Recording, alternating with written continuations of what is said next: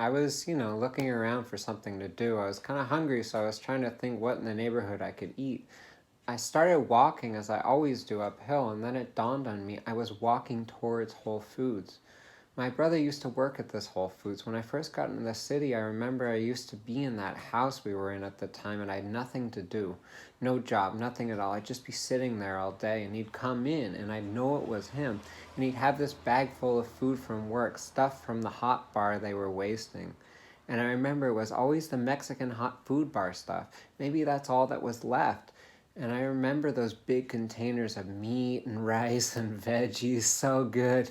And I remember the silence of that time and the possibilities of San Francisco contained within that house, which was one of those storied old Victorian type houses.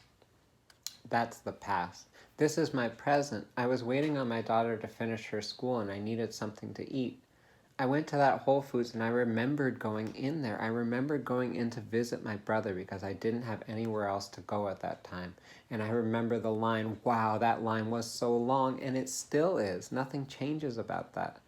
I went over to the hot bar and I grabbed a box and I looked around for what I could eat, and I saw the Mexican stuff.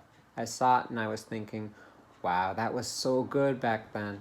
And I put it in the box and I went back to my daughter's school and I was sitting and I was eating it and I started crying. I couldn't help it. I started crying. I was overwhelmed with emotion from it.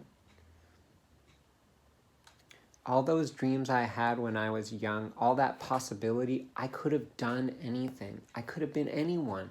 And that's what I tasted. That's what tasted so good. Something I needed to eat. That was what was good. The lock turning and my brother coming up the steps, because I didn't even know if I'd ever have a job again at that moment.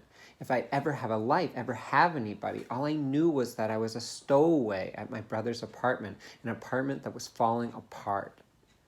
When we think about the future, man, we think, I'm going to be so glad when I don't have to put up with hunger, when I don't have to worry about things, when I'm not in danger. I don't want to figure out what I'll become anymore. I just want to become it. And then you do. And you think about your past and you just want that food in that moment, that food that was like the company's garbage was headed to the garbage and they allowed my brother to grab some of it on his way out the door at night. And when I tasted that food, man, I felt at home. But in that moment, in that time, and if you had asked me then if I had felt content, if I'd been happy, man, I would have told you no. I would have told you 1,000 reasons why I wasn't happy. But I was wrong.